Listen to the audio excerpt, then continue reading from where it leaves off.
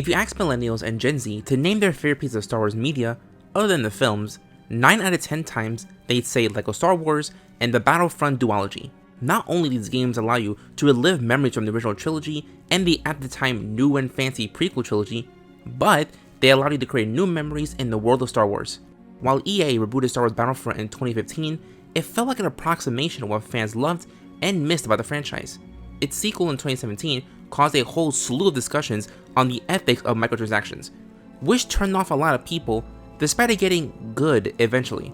So the franchise we all love and cherish didn't seem like it will ever come back, despite the Steam version still allowing online playability.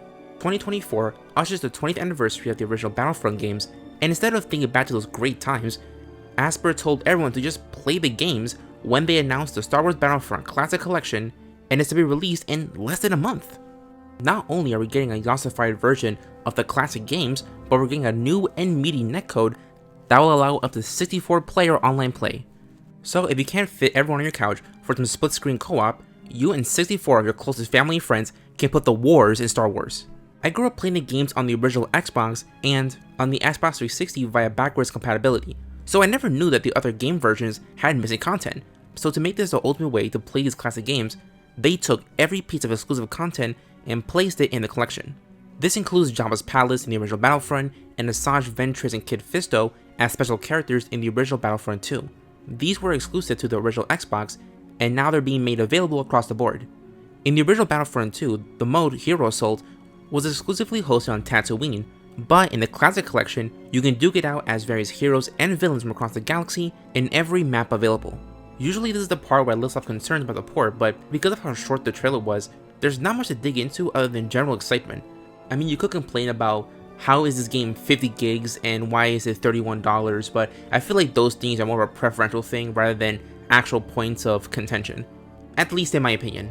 Like I said before, the original Battlefront games have been available on Steam for a while, so with the new collection being announced, there are concerns that the original copies can be delisted off Steam. But as of right now, the originals and the collection, which is available for pre-order, are side by side on Steam. So in case these ports are horrible, at least you'll have the original versions to play through. But that's being too pessimistic, even for me. Overall, it's an exciting time to be a Star Wars fan, and I can't wait to capture Command Post and battle in Hoth or fly around in Bespin on March 14th, 2024. Thanks for watching. I don't usually do news content like this, you can tell because of how late this is, but the original Star Wars Battlefront 1 and 2 are some of my favorite games of all time, and hold a special place in my heart because of the countless hours of playing with my brother. Now I can relive these games at their best state, hopefully, with friends and people around the world. If you liked this video and want to see more, consider leaving a like and comment to feed the algorithm, and subscribe to the channel so you don't miss the next video. I love my patrons, Leocrit, RetroRoy, Hack13, Neosai, Burbsai, the channel with the freakishly long name, and Hachi for supporting the channel. And for $1 a month, your name will show up right here on top of early access to new videos. Once the 50 Shades of Grey video comes out, I'm sorry, I'll open up slots for patron sponsored videos. Love you guys and shamalamoomoo.